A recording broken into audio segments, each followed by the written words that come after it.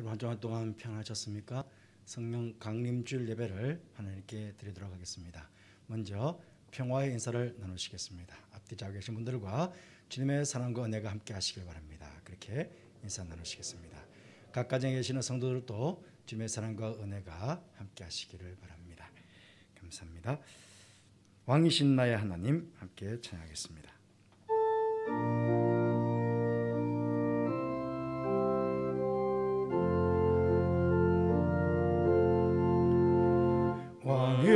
왕이신 나의 하나님,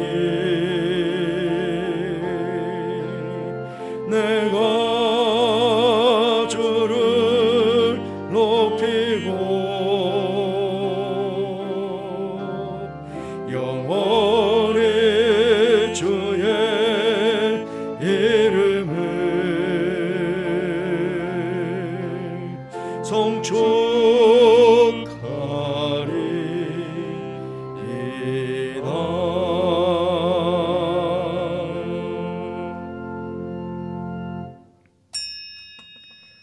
오직 성령이 너에게 임하시면 너희가 권능을 받고 예루살렘과 온 유대와 사마리아와 땅끝까지 이르러 내 증인이 되리라 하시니라.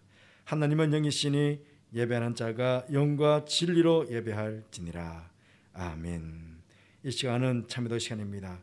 한 주간 살아오신 삶을 들어보시면서 조용히 참여 시간을 가지겠습니다. 기도하겠습니다.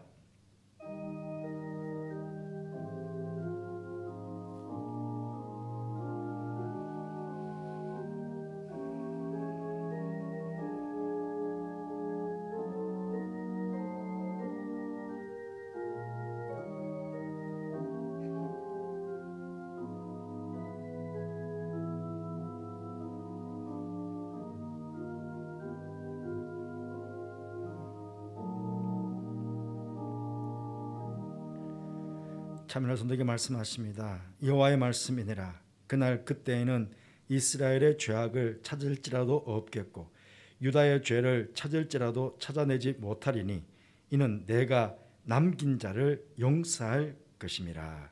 아멘. 하나님 아버지, 이 시간 2000년 전 마가의 다락방에 바람처럼 불처럼 임하신 성령님을 다시 한번 기대하며 성령 강림주일 예배로 드리게 하시니 감사를 드립니다. 사모하는 심령에 만족을 주시는 하나님, 이 시간 성령은 충만을 사모하며 영과 진리로 예배를 드리는 모든 성도들에게 성령 충만, 은혜 충만, 말씀 충만케 하셔서 초대교회 성도들처럼 이 시대에 남은 자들로 능력 있는 삶을 사는 성도들에게 은총 베풀어 주옵소서. 예배 가운데 함께 하신 하나님께 감사를 드리며 예수님 거룩하신 이름으로 기원하옵나이다. 아멘. 모두 일어나셔서 20장 찬송하시겠습니다.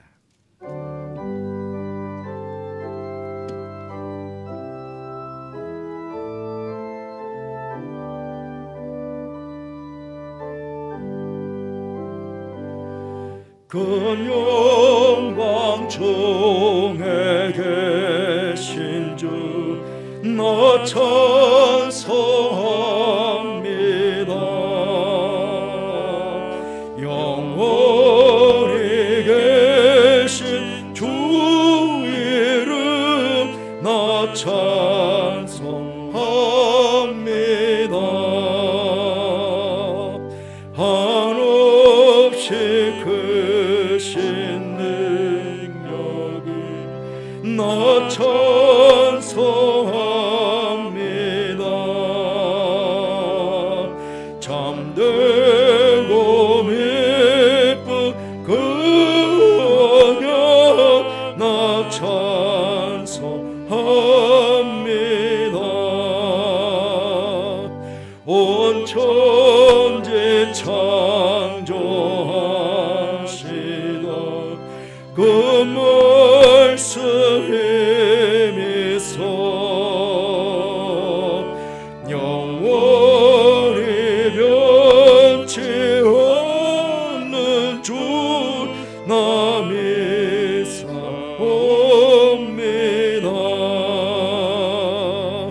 그 온유하신 주 날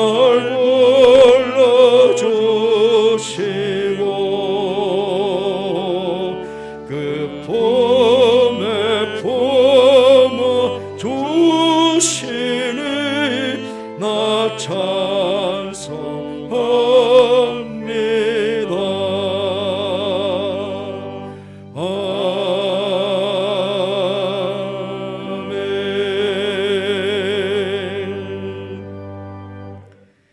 성취교독은 교독문 136번 성령 강림 2번입니다. 우리 함께 교독하겠습니다. 그 후에 내가 내 영을 만민에게 부어주리니 너희 자녀들이 장래 일을 말할 것이며 너희 늙은이는 꿈을 꾸며 너희 젊은이는 이상을 볼 것이며 그때 내가 또 내 영을 남종과 여종에게 부어줄 것이며 내가 이적을 하늘과 땅에 베풀리니 곧 피와 불과 연기 기둥이라. 여호와의 크고 두려운 날이 이르기 전에 해가 어두워지고 달이 빛빛같이 변하려니와 누구든지 여호와의 이름을 부르는 자는 구원을 얻으리니 이는 나 여호와의 말대로 시온산과 예루살렘에서 피할 자가 있을 것이며 남은 자 중에 나 여호와의 부름을 받을 자가 있을 것임이니라. 아멘. 신앙 고백하시겠습니다. 나는 전능하신 아버지 하나님 천지의 창조주를 믿습니다. 나는 그의 유일하신 아들 우리 주 예수 그리스도를 믿습니다. 그는 성령으로 잉태되어 동정녀 마리아에게서 나시고 본디오 빌라도에게 고난을 받아 십자가에 못 박혀 죽으시고 장사된 지 사흘 만에 죽은 자 가운데서 다시 살아나셨으며 하늘에 오르시어 전능하신 아버지 하나님 우편에 앉아 계시다가 거기로부터 살아있는 자와 죽은 자를 심판하러 오십니다. 나는 성령을 믿으며 거룩한 공교회와 성도의 교제와 죄를 용서받는 것과 몸의 부활과 영생을 믿습니다. 아멘.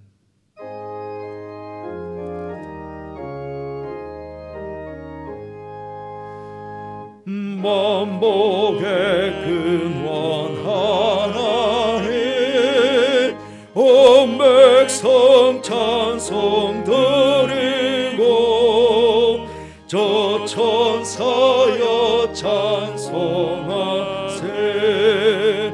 천성 성부 성자 성령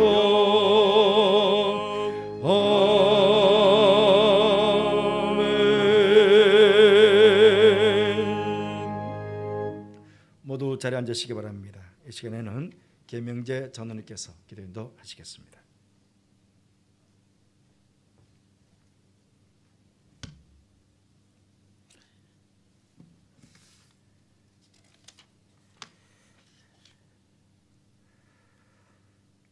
긍휼과 은혜가 풍성하신 하나님, 지난 한 주간 세상 속에 살던 우리들을 주님의 전에 불러주심에 감사드립니다.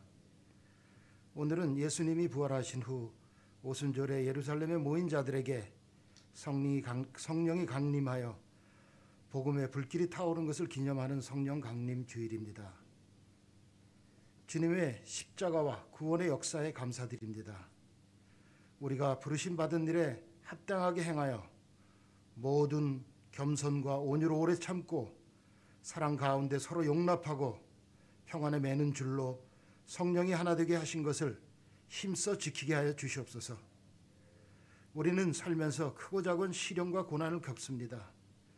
목적을 이루는 것보다 과정을 중시 여기시는 주님을 믿습니다.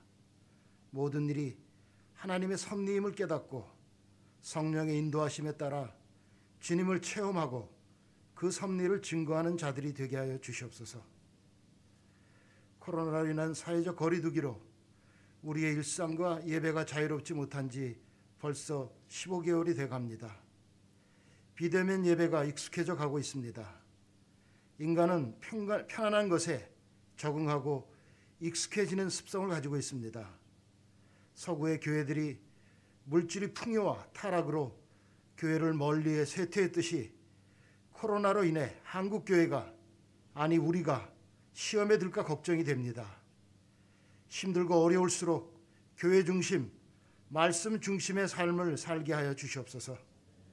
하나님의 눈과 마음이 머물러 있는 주님의 몸된 교회에서 예배와 기도와 찬양으로 하나님께 영광을 돌리고 하나님의 세미한 음성을 듣게 하여 주시옵소서. 우리의 상한 심령이 위로받고 새 힘을 얻고 소망을 갖게 하여 주시옵소서. 지금 1년의 가장 좋은 계절을 보내고 있습니다. 이 아름다운 계절에 우리가 일상에서 접하는 모든 문제와 세상의 관계들을 주님의 은혜와 사랑의 눈으로 바라보게 하여 주시옵소서. 우리와 하나님과의 관계, 가족들과의 관계, 교인들과의 관계, 세상 속에 만나는 모든 이들과의 관계가 회복되게 하여 주시옵소서. 그리스도 안에서 새로운 피조물로 끊임없이 새로워지는 영적 분별력을 갖게 하여 주시옵소서. 코로나로 이 어수선한 때에도 교회 학교에서 아이들을 위해 수고하는 교육자님들과 교사들이 있습니다. 이들을 위로하시며 축복하여 주시옵소서. 믿음의 선순환이 이루어지는 아름다운 교회가 되게 하여 주시옵소서. 오늘 목사님 주시는 말씀을 통해 우리가 나아갈 바를 깨닫는 귀한 시간이 되게 하여 주시옵소서. 샬롬 찬양대 대장으로 수고하는 정태훈 집사와 현학부가 하나님께 영광의 찬양을 올립니다. 열정과 솔선수범하는 마음으로 드리는 찬양을 통해서 영광 받으시며 듣는 우리들에게는 위로가 되는 찬양이 되게 하여 주시옵소서.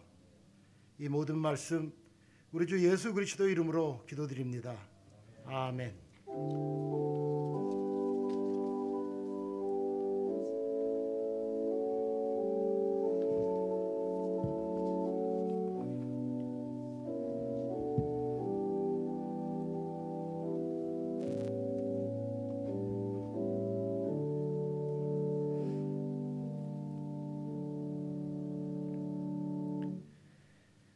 187장 찬송하시겠습니다.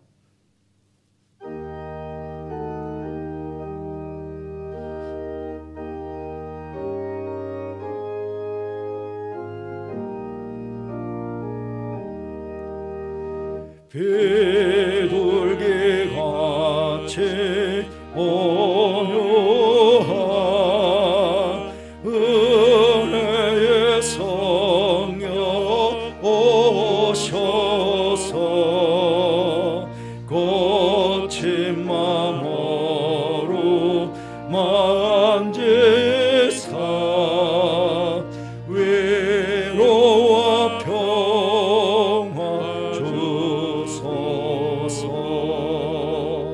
진리의 빛을 비추사 주의 길 바로 걸으며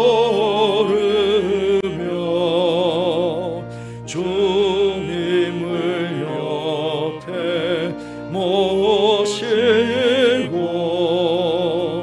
경건히 살게 하소서.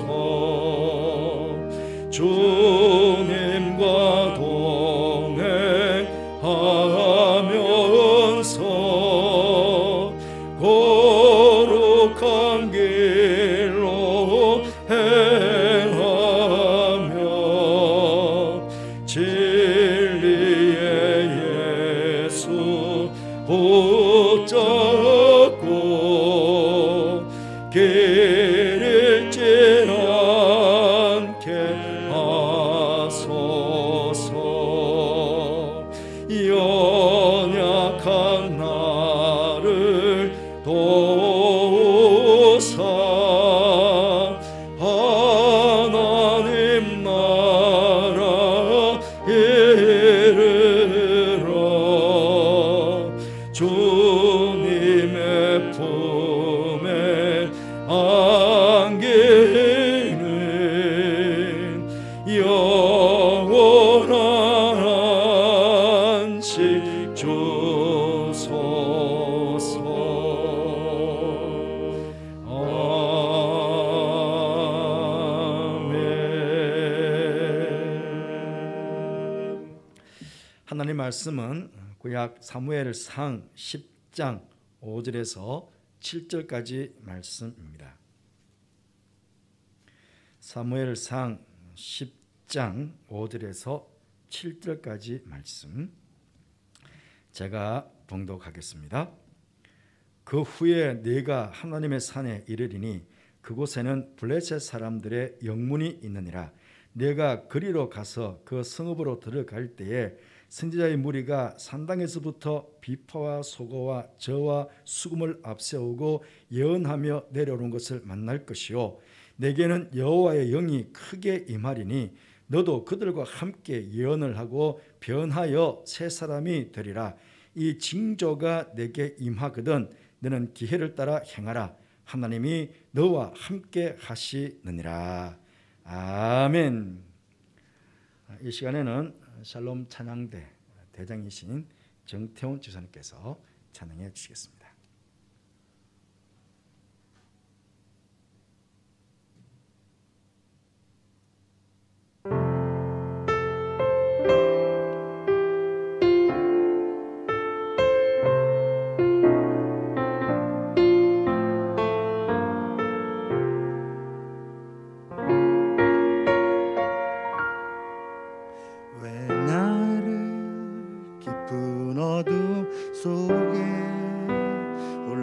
두시는지 어두운 밤은 왜 그리 길었는지 나를 고독하게 나를 낮아지게 세상 어디도 기댈 곳이 없게 하셨네.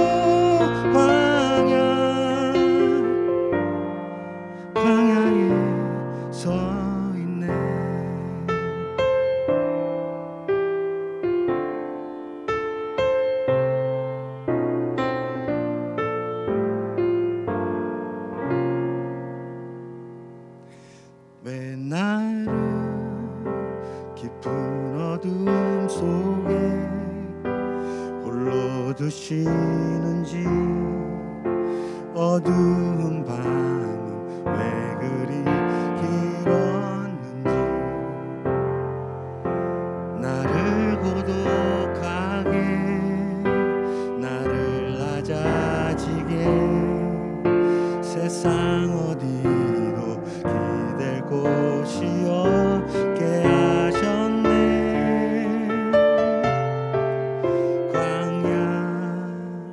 광야에 서 있네.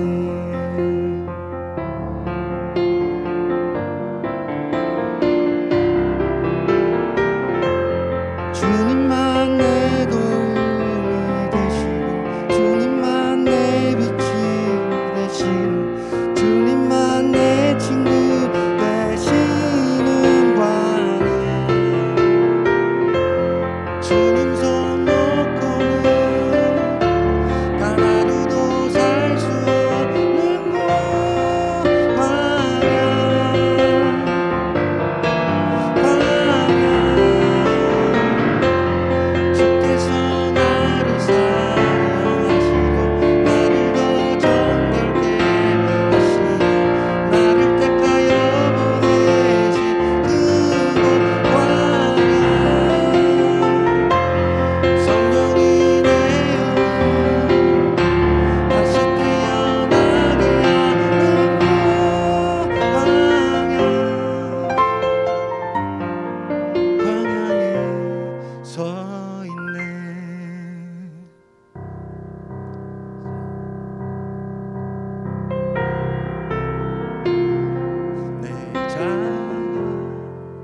산산이 깨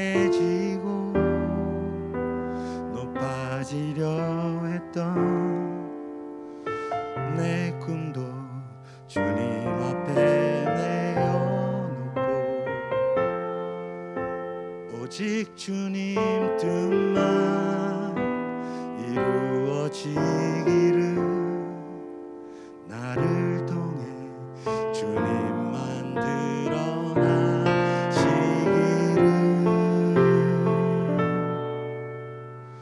광야를 지나며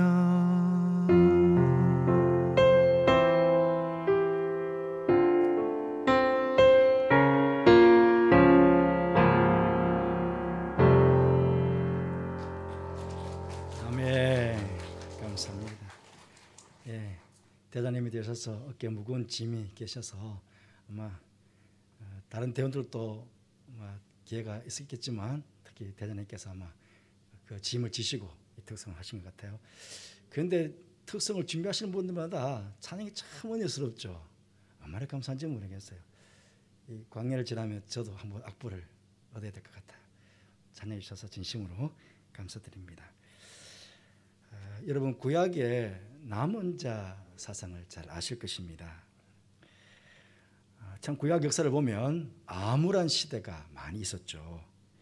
그 암울한 각 시대마다 하나님께서는 하나님의 영에 사로잡혀 하나님께 순종하는 소수의 남은 자들을 통해 하나님의 구원의 역사를 이루어 오셨다는 것입니다. 예수님께서 십자가에 돌아가시고 부활 성천하셨던 초대교회 당시에도 이스라엘은 종교적으로 정치적으로 참으로 암울한 시기를 보내고 있었습니다. 그러한 암울한 시대적 상황 속에 오순절 마가 다락방에 성령님께서 임재하셨습니다. 그러자 성령님께 사로잡힌 그 시대의 남은 자들이었던 120명의 성도들, 특히 그 중에서도 예수님의 제자들은 세상이 감당치 못할 믿음의 사람들이 되었고 복음으로 새로운 시대를 열어가는 하나님의 사람들이 되었습니다. 오늘 한국 교회도 80년대, 90년대 부흥기를 지나 어느덧 침체기를 맞이했는데 설상가상으로 코로나와 겹치면서 더 큰 위기의 상황을 맞이하게 되었습니다. 하지만 하나님께서는 지금도 살아계시고 분명히 하나님의 영에 사로잡혀 있는 이 시대의 남은 자들을 통해 다시금 구원의 역사를 이루어 가시게 되실 것인데 그 남은 자들이 바로 오늘 우리가 되어야 한다 하는 것입니다. 여러분 그렇다면 우리는 이 시대에 어떻게 하면 하나님의 영에 사로잡혀 하나님께서 원하시는 이 시대의 남은 자들이 되어 구원의 역사를 만들어가는 그런 사람들이 될 수가 있겠습니까? 오늘 말씀은 그 해답을 하나 주시고 있습니다. 하나님께서 사무엘 선지자를 통해서 사울을 이스라엘의 초대 왕으로 세우려고 하는데 사울이 왕 되기를 주저하자 사울에게 확신을 주시기 위해서 세 가지 징조를 말씀해 주시는데 사실 오늘 본문은 세 번째 징조입니다. 앞쪽에 내용들이 있는데요. 첫 번째 징조는 라헬 묘실 곁에서 두 사람을 만나게 될 것인데 두 사람이 사울이 찾던 암나귀를 찾았다는 것, 그리고 사울의 아버지인 기스가 사울로 인해서 걱정하고 있다는 그런 소식을 알려줄 것이다 하는 징조였습니다. 그 징조가 이루어졌어요.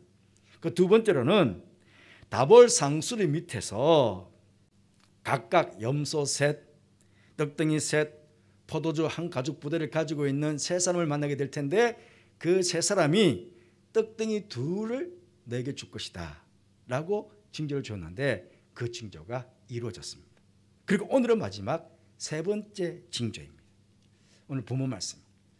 여러분 오늘 본문 당시의 이스라엘도 사무엘 선지자가 다스리고 있었지만 종교적으로 정치적으로 참으로 암울한 시기를 보내고 있었습니다. 이스라엘은요 언제나 성막 또 성소 성전을 중심으로 종교와 정치가 이루어지는 신정 국가였습니다. 출애굽 당시에는 성막, 사사기 시대에는 성소, 솔로몬 시대부터는 성전, 그렇게 계속 이 중심에서 정치와 종교가 이루어진 신정 국가였습니다. 그런데 사무엘이 어린이였을 때에 이스라엘은 엘리 제사장이 다스리고 있었습니다. 그런데 실로에 있었던 성소가 블레셋에 의해서 파괴가 되었습니다. 언약궤는 잠시 블레셋에 빼앗겼다가 다시 돌려받았지만 언약궤를 안치해야 될 성소가 사라져 버렸으니까 기럇 야림 아비나답의 집에서 무려 20년 동안 안치가 되어 있었습니다. 방치되다시피 한 것이죠. 즉 사무엘 시대에는 이스라엘 백성들의 종교적 구심점인 성소가 없었다는 것입니다. 그리고 오늘 5절 말씀 보시면 하나님의 산에 이르리니 그곳에는 블레셋 사람들의 영문이 있느니라 그렇게 말씀합니다. 여기 하나님의 산으로 번역이 된 히브리어 원어는 하나님의 기브아입니다. 이 기브아는 사울의 고향이기도 합니다만 여기에는 하나님께 예배하던 산당이 있었다는 것입니다. 블레셋에 의해서 실로에 있었던 성소가 파괴된 후부터 이스라엘 백성들은 산당에서 예배를 드렸는데 라마, 베델, 길갈 등에도 산당이 있었습니다. 여러분 잘 아시는 대로 이 산당은 때로는 하나님을 섬기는 곳으로 사용되었지만 때로는 우상을 섬기는 온상이 되기도 하였습니다. 성소라는 영적인 구심점이 없이 사무엘 선지자 혼자서 여러 산당을 순회하면서 백성들을 다스리고 예배를 주관하다 보니 전체적으로 백성들의 영적인 상태가 건강하지 못했습니다. 그렇잖아요. 몇 달에 걸쳐서 1년에 한 번 정도 사무엘 선지자가 와가지고 예배를 주관하고 인도하니 그게 영적으로 신앙이 제대로 자라나겠습니까? 백성들 전체가 말이죠. 그러니까 어찌 보면 백성들 전체가 영적으로 건강하지 못한 것입니다. 그리고 기브아 산당이 있는 곳에 오늘 지금 블레셋의 군사 시설인 블레셋 사람의 영문도 거기 함께 있었다는 것입니다. 여러분 지리적으로 보면 블레셋은 지중해 연안에 있었던 민족입니다. 그리고 블레셋 지역 자체가 지중해 연안에 있어요. 기브아는 유대 땅도 한참 위에 유대 산지에 있어요. 그 굉장히 먼 거리예요. 블레셋과 기브아는 굉장히 먼 거리에 있습니다. 그런데 지금 블레셋 사람이 따지고 보면 이스라엘 땅 깊숙이 세력을 뻗치고 들어와 있다는 것입니다. 그러니 정치적으로 군사적으로도 블레셋의 고전을 면치 못하는 그런 상태였다 하는 것입니다. 이런 종교적으로도 그렇고 군사적으로 정치적으로도 참 암울한 시대 아닙니까? 이런 암울한 시대에 왕이 되어라고 하니 사울에게는 큰 부담이 되었을 것입니다. 그래서 하나님께서 주저하고 있는 사울에게 하나님께서 함께할 것임을 확신을 주기 위해서 그렇게 세 가지 징조를 말씀하셨는데 오늘 바로 세 번째 징조라는 것입니다. 여러분 우리가 무슨 일을 하든지 나 혼자다 하고 나 혼자밖에 없구나 그렇게 생각이 들면 뭔가 스스로가 위축이 될 수가 있습니다. 한번 예를 들어보면요. 엘리야 선지자가 바알과 아세라 선지자 850여 명과 싸워서 승리를 거둔 사건이 있습니다. 그 사건 이후에 아합의 아내인 이세벨이 이 엘리야를 죽이려고 합니다. 그러자 그 죽음이 두려워가지고 무서워서 40일 동안 도망을 가지고 호렙산 동굴에 숨게 됩니다. 그때 하나님께서 엘리야에게 열왕기상 19장 9절 말씀 보니 엘리야야 네가 어찌하여 여기 있느냐 그렇게 물으셨습니다. 그러자 엘리야가 10절에서 그가 대답하되 내가 만군의 하나님 여호와께 열심히 유별하오니 이는 이스라엘 자손이 주의 언약을 버리고 주의 제단을 헐며 칼로 주의 선지자들을 죽였으며오며 오직 나만 남았거늘 그들이 내 생명을 찾아 빼앗으려 하나이다. 무려 두 번씩이나 14절에도 똑같이 반복해서 이제 나만 남았습니다. 다 죽고 아무도 없고 이제 나만 남았습니다. 라고 하소연합니다. 그때 하나님께서 18절 말씀에 그러나 내가 이스라엘 가운데에 7,000명을 남기리니 다 바알에게 무릎을 꿇지 아니하고 다 바알에게 입맞추지 아니한 자니라. 엘리야는 자신만 혼자 남았다고 생각했는데 하나님께서는 엘리야야, 너 외에 바알에게 무릎 꿇지 않은 자 7,000명이나 내가 남겨두었다. 7,000명이나 아직도 남아있다. 그렇게 말씀하신 것입니다. 이 말을 들었을 때 엘리야가 얼마나 용기가 나고 힘이 났겠습니까? 오늘 세 번째 징조도 바로 이 맥락에서 보시면 되겠습니다. 하나님께서 사무엘 선지자를 통해 왕이 되어라는 말씀을 주셨음에도 불구하고 주저하면서 의기소침해 있는 사울에게 말씀하셨습니다. 5절 말씀 다시 한번 보시면 그 후에 내가 하나님의 산에 이르리니 그곳에는 블레셋 사람들의 영문이 있느니라. 네가 그리로 가서 그 성읍으로 들어갈 때에 선지자의 무리가 산당에서부터 비파와 소고와 저고와 수금을 앞세우고 예언하며 내려오는 것을 만날 것이요. 그렇게 말씀하십니다.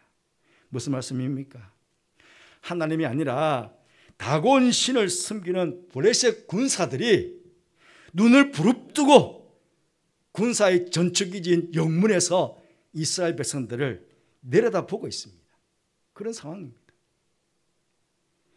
그런데 그 성읍에서 그런 성읍으로 그런 산당으로 사울이 올라가야 되는 것도 문제이지만 그 성읍에서 선지자 무리가 비파와 소고와 저고와 수금을 앞세우며 예언하며 내려오는 것을 만나게 될 것이라는 겁니다. 무슨 말씀입니까?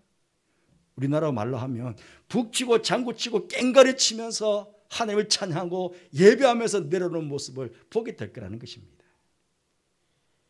여기서 선지자 무리가 누구겠습니까? 그렇습니다. 하나님의 영에 사로잡힌 바로 그 시대의 남은 자들입니다. 이들은 영적으로 암흑기였던 사사 시대로부터 영적으로 도덕적으로 회복을 갈망하며 사무엘 선지자에게로 와서 신앙 훈련을 받으며 신앙의 순수성을 지키려던 사람이었습니다. 지금 저들은 블레셋 군사가 두려운 것이 아닙니다.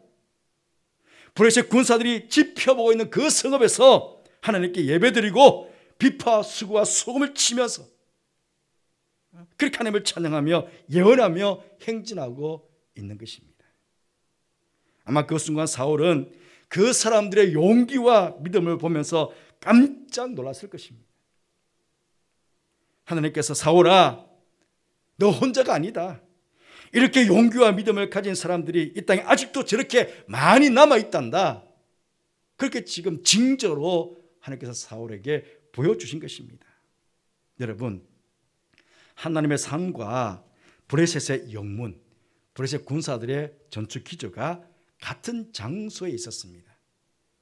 믿음이 약한 사람들에게는 브레셋 영문이 크게 보였을 것이고 믿음이 강한 사람들에게는 하나님의 산이 크게 보였을 것입니다.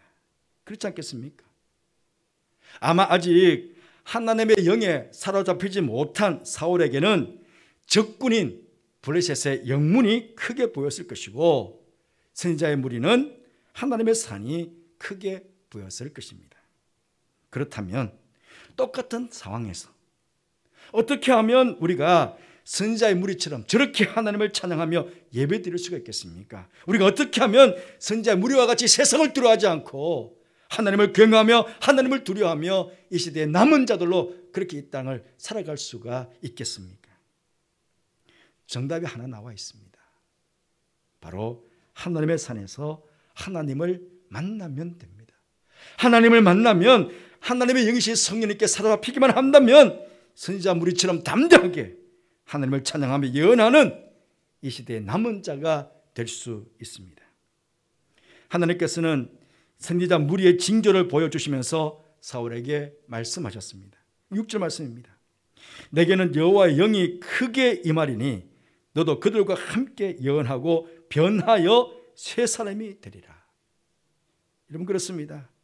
하나님 말씀에 순종해서 하나님의 산으로 나아가는 자, 그는 하나님의 영이 크게 임하시게 됩니다. 그리고 그는 변하여 새 사람이 되게 됩니다. 오순절 마가다락방에 성령님께서 임하셨을 때 그때를 봐도 그렇습니다. 처음 제자들을 포함해서 120명의 성도들은 세상 권력 앞에 두려워서 떨었던 사람들 아닙니까? 하지만 예수님의 말씀에 순종해서 마가다락방에 모여 성령님께서 임하실 때까지 오로지 기도에 힘을 쏟았습니다. 그러자 어떻게 되었습니까? 성령님께서 강림하심으로 성령 충만을 받게 되었고 세상이 감당하지 못할, 세상이 두려워하는 그 시대의 남은 자들이 되어서 세상을 복음으로 변화시켜 나가는 그런 사람들이 되지 않았습니까? 여러분, 선지자 무리에게 임하셨던 성령님이나 사울 왕에게 임하셨던 성령님이나 오순절 마가다락방에 임하셨던 성령님이나 모두가 동일하신 한 분 성령님 아니십니까? 그렇지 않습니까? 성령 하나님께서는 말씀에 순종해서 하나님의 산으로 나아가는 자, 하나님의 산이 지금은 무엇입니까? 교회 아니겠습니까? 교회로 나와 예배를 드리며 말씀을 들으며 기도하는 성도들에게 성령님께서 임하시게 됩니다. 그것도 충만하게 임하시게 됩니다. 그러면 그 사람은 변하여 새 사람이 되게 됩니다. 여러분, 사실 인간적으로 보면 사울은요 아주 괜찮은 사람이었습니다. 사실 인간적으로, 신분적으로도 용맹한 베냐민 지파 사람입니다. 그 시대의 최고로 용맹한 지파가 베냐민 지파였거든요. 베냐민 지파 사람이에요. 인격적으로도 참 겸손한 사람이었고 부모님에 대한 효심도 아주 지극한 그런 사람이었습니다. 외모적으로도요 참 출중했어요.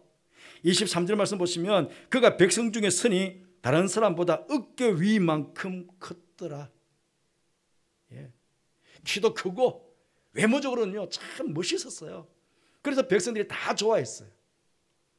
인간적으로 보면 부족한 것이 없고 변화가 필요 없는 것처럼 보입니다. 하지만 하나님께서 보시기에 사울은 부족한 사람이었습니다. 그래서 그는 변화되어야 했습니다. 이 변화는 외모적인 겉사람의 변화가 아니라 속사람의 변화를 말합니다. 이제는 블레셋의 영문을 보고 두려워하는 자가 아니라 하나님의 산에서 하나님을 만남으로 성령의 사람으로 변화가 되고 하나님을 경외하는 사람으로, 하나님을 두려워하는 사람으로 그렇게 변화가 되어야 했었습니다.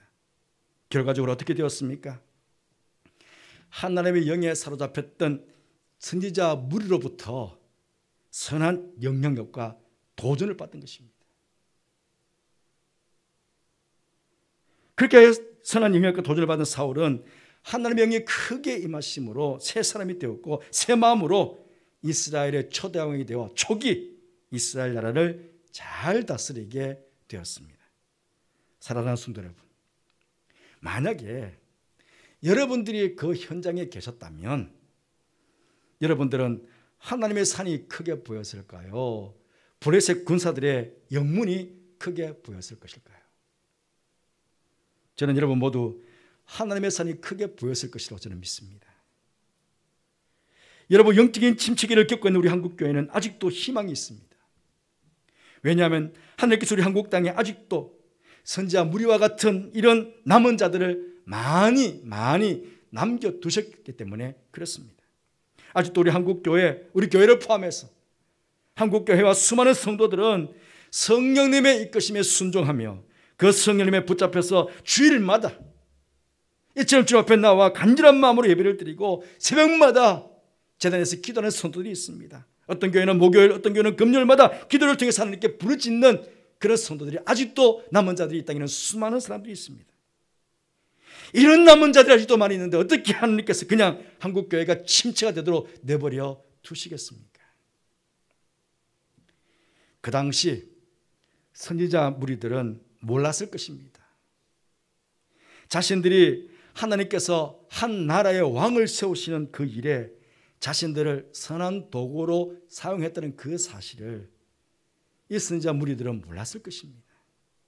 하지만 결과적으로 그들은 하나님께서 한 나라의 왕을 세우시는 그 일에 가장 크게 일조하는 사람들이 되게 하신 것입니다. 이 선지자들의 이름을 우리는 알 수 없습니다. 그렇잖아요. 이름도 없이 빛도 없이 그 시대의 남은 자들을 통해서 하나님께서 이렇게 구원의 역사를 이루어 가시는 거거든요. 지금도 마찬가지입니다. 우리가 어떠한 모습으로 하나님께 쓰임 받을지 우리는 알 수 없습니다. 하지만 선지자 무리들처럼 어떻게 해서든 이 시대의 남은 자로 세상을 두려워하는 것이 아니라 하나님을 경외하며 하나님 앞에서 신앙의 순수성을 지켜나가기 위해서 애쓰고 노력한다면 선지자 무리처럼 누군가에게 선한 영향력을 끼치며 믿음의 영향력을 끼치며 그렇게 살아가기를 애쓰고 노력한다면 하나님께서는 틀림없이 하나님의 영으로 크게 우리 가운데 임하시게 되실 것이고 이 시대 우리를 통해서 다시 한번 구원의 역사를 새롭게 이루어가게 되실 것입니다. 바라옵기는 오늘 성령 강림 주일 예배를 들으시면서 다시 한번 결단했으면 좋겠습니다. 그 옛날 성령에 사로잡힌 선지자의 무리들처럼 하나님의 영이 크게 임하심으로 변하여 새 사람이 된 사울처럼 오순절 성령 강림을 통해 새 시대를 열어간 초대교회 성도들처럼 나 또한 성령님께 붙잡힌 바 되어 이 시대의 남은 자로 이 땅을 살아가겠다고 그렇게 다시 한번 결단하시는 여러분들 되시기를 바랍니다. 그래서 이 시대에 하나님께서 이루어 가시는 구원의 역사에 가장 귀하게 쓰임받는 이 시대 남은 자들이 다 되시기를 주님의 이름으로 축원합니다. 기도하겠습니다. 하나님, 성령 강림주의를 기념하며 구약에 하나님께서 사울왕을 세우실 때에 성령에 감동된 선지자의 무리를 사용하셨다는 귀한 말씀들 오늘 보게 하시니 감사합니다. 그 남은 자들을 통해서 초대교회 왕을 세우시고 또 구원을 이루어가셨던 것처럼 하나님, 이 시대 아버지 한국교회가 영적인 침체를 겪고 있는 이때에 주님께서 쓰실 만한 남은 자들이 저들이 다 되어서 구원의 역사를 새롭게 세워가는 저들 되게 하여 주옵소서. 성령을 사모하는 저들 되게 해주시고 예배드리기를 기뻐하며 주 앞에 와서 기도하기를 기뻐하며 말씀드리기를 기뻐하는 저들 되게 해주시기를 원합니다.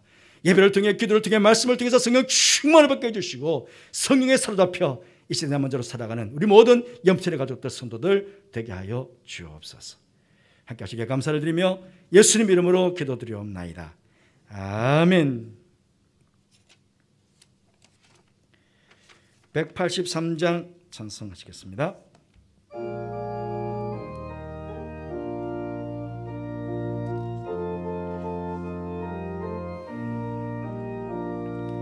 빈들의 마른 풀같이 시들은 나의 영혼 주님이 약속한 성령 간절히 기다리네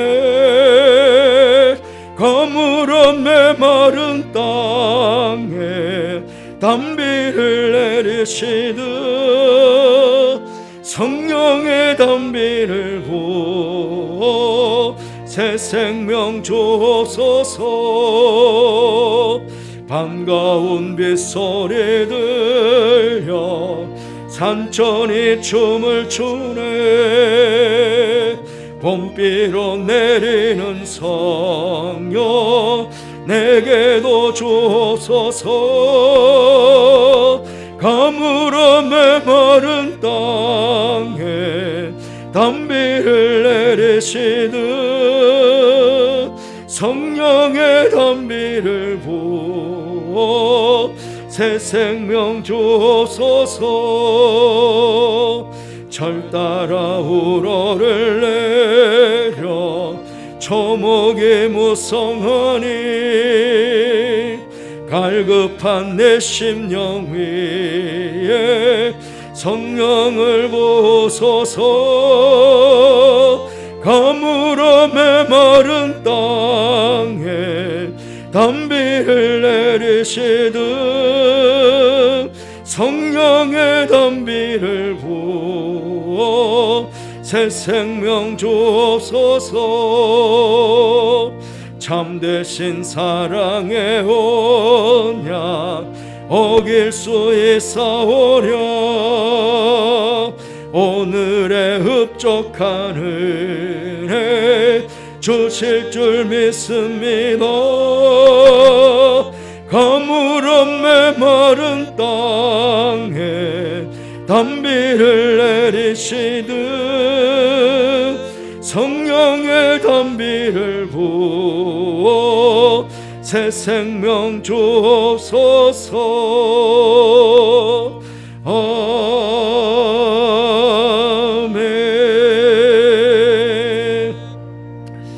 하나님 아버지, 매 순간마다 보혜사 성령 하나님께서 은혜로 저들의 삶을 인도해 주시고 지난 한 주간도 하나님의 은혜 안에 머물며 주님의 보호하심과 인도하심 속에 살아가 주셔서 감사를 드립니다. 이 시간 주님의 사랑과 은혜를 기억하는 귀한 성도들, 귀한 예물 준비하여 하나님께 봉헌케 하시니 또한 감사를 드립니다. 사랑하는 성도들이 믿음으로 드리는 이 예물을 기쁘게 받아주시고 이 예물을 축복하여 주옵소서. 이 땅에 예수님의 십자가의 복음을 증거하는 곳에, 우리의 다음 세대 귀한 자녀들 말씀으로 양육하는 곳에, 주님처럼 세상을 사랑하며 섬기는 곳에 잘 사용되어져 아버지 영광을 크게 드리며 수많은 생명을 살려내는 그런 예물 되게 하여 주옵소서. 바치는 모든 성도들 축복해 주셔서 주신 은혜에 늘 감사하며 살게 하시고 주님 주시는 복을 이웃에게 나누고 베풀며 사는 그런 삶이 되게 복을 허락해 주시며 언제나 이 시대의 남은 자로 하나님께 귀하게 쓰임받으며 하나님께 영광을 돌리며 사는 복된 성도의 삶 되게 하여 주옵소서. 무엇보다 인생의 문제로 힘들어하는 성도들 위로해 주시고 샘을 대해 주시며 육신이 약한 성도들에게 여호와라파 주여 하나님께서 함께 하셔서 영과 혼과 몸이 온전히 치유받아 강건케 하시고 특히 연로하신 어르신들에게는 동일으로 함께 하셔서 천국을 소망하며 천국 가시는 그날까지 영과 정신을 맑게 하셔서 하루하루 기쁘고 철구차게 넘치는 삶을 살게 하여 주옵소서. 교회에 나가 있는 성도들, 집에 가 있는 성도들, 군에 가 있는 성도들에게도 같은 눈으로 함께 해주시고 늘 보호하신 가운데 오가는 소식 속에 늘 기쁨의 소식이 전해지게 하여 주옵소서. 아버지를 지금 한국 전국 방방곡곡에서 교회들이 예배를 드리겠습니다. 코로나부터 안전하게 지켜 주옵소서. 한 사람도 감염되지 않도록 주님 보호해 주시기를 원합니다. 오직 하나님께만 영광을 드리는 귀한 예배들 다 되게 하여 주옵소서. 함께 하시게 감사를 드리며 예수님 이름으로 기도하며 축복하며 기도하옵나이다. 아멘.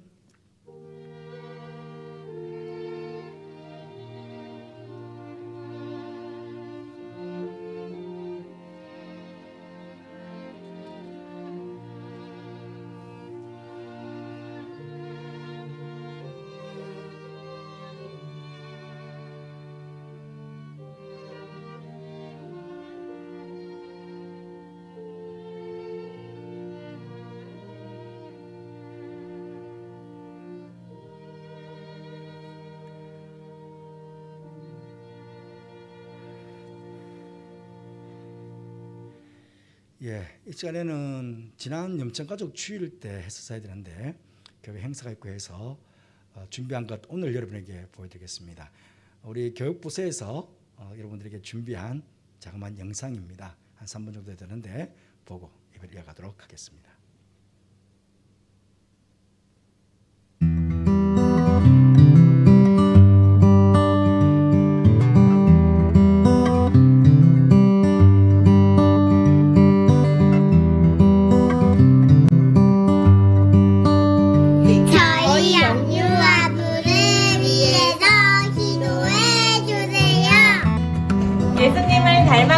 영유아부 친구들로 자라도록 기도해 주세요. 하나님을 사랑하고 이웃을 사랑하는 영유아부가 되게 기도해 주세요. 세상의 빛과 호금이 되는 영유아부가 되는 기도해 주세요.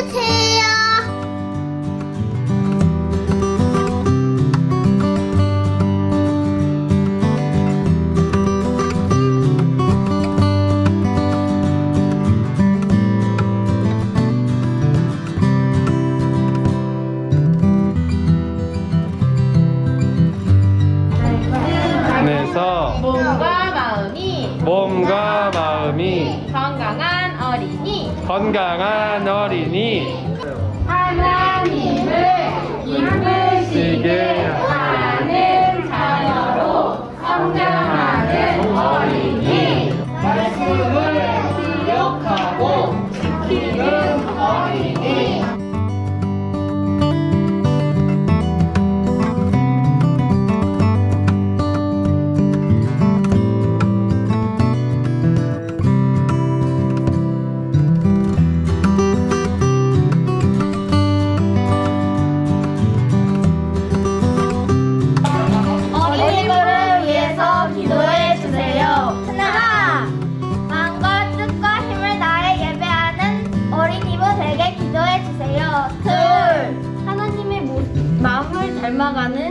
친구 되게 해주세요. 셋! 믿음으로 예수님의 증인되는 어린이부 되도록 기도해주세요. 저희도 교회를 위해 기도하겠습니다. 감사합니다.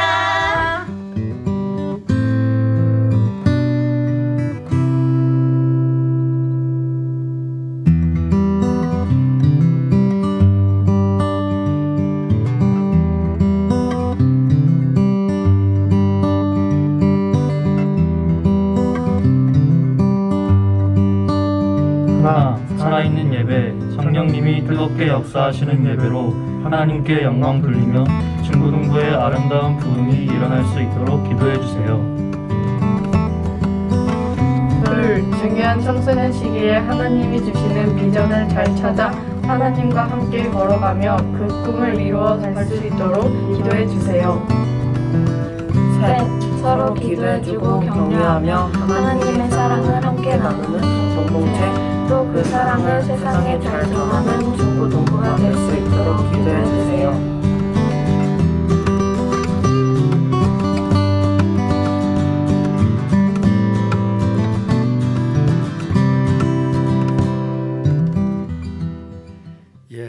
교육부에서도 사회적 거리두기를 하면서 열심히 우리 교육부에서 아이들을 훈련하고 있습니다. 여러분들이 기도 많이 해주시기를 바랍니다. 준비하신 교육부에 감사를 드립니다. 교육 소식을 말씀드리겠습니다. 주고 청구해 주십시오. 오늘은 성령 강림주일입니다.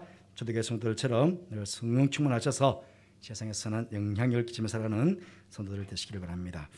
우리 교회는 정부 방역지침에 맞춰서 예배를 드리고 있습니다. 지금 같은 방역지침이 또 6월 13일까지 3주가 연장이 되었습니다.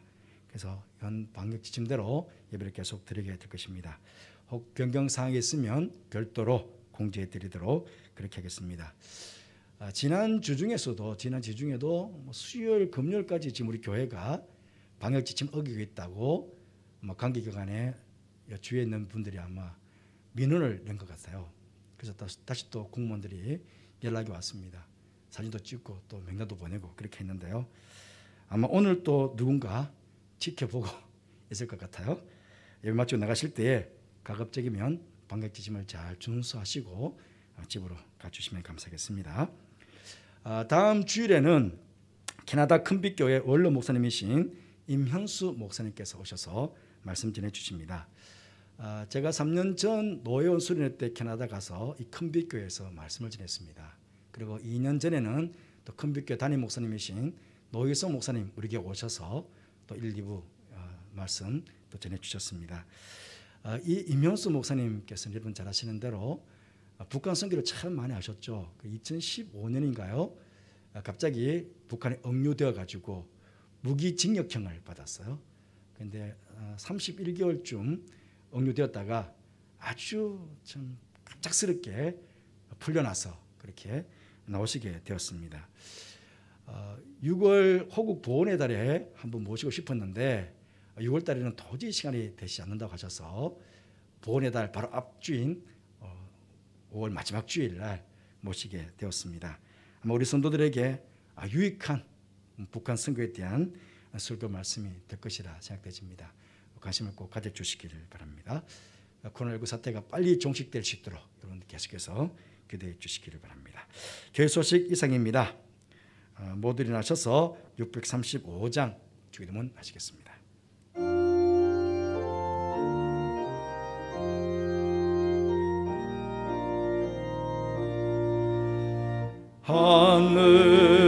하늘에 계신 아버지 이름 거룩하사 주님 나라 임하시고 뜻이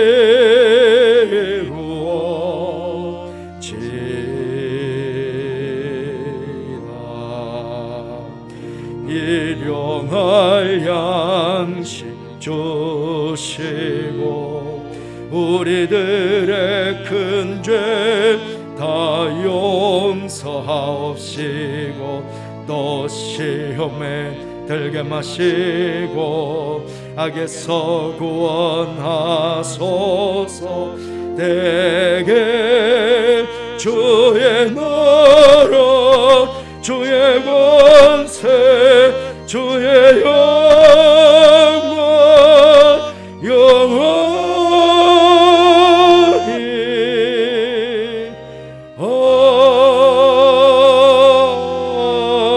아멘.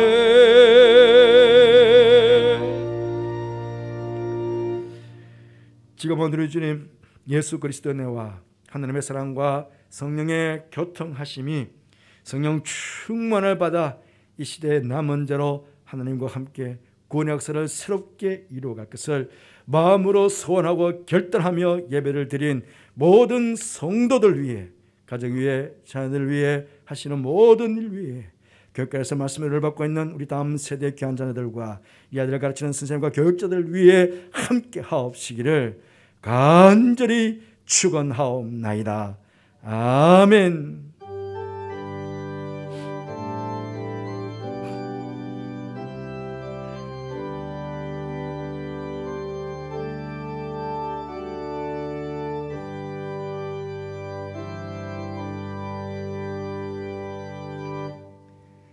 예배 마쳤습니다. 앞뒤에 적으신 분들과 인사를 나누시겠습니다.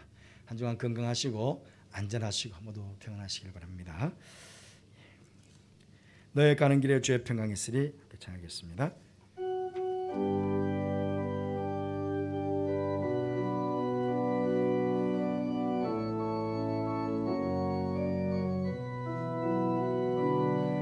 너의 가는 길에 주의 평강이 있으리.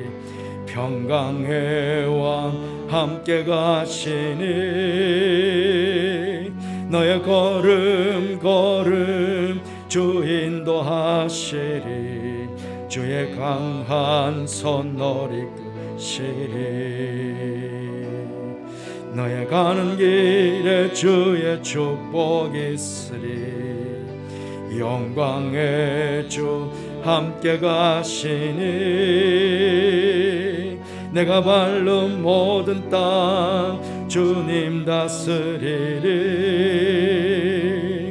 너는 주의 길 예비케 되리. 주님 나라 위하여 길 떠나는 나의 형제여, 주께서 가라시니 너는 가라. 주의 이름으로 거칠은 광야 위에 꽃은 피어나고 세상은 내 안에서 주님의 영광 보리라. 강하고 담대하라. 세상에 계신 주 늘 함께 너와 동행하시며 내게 새 힘을 주시리.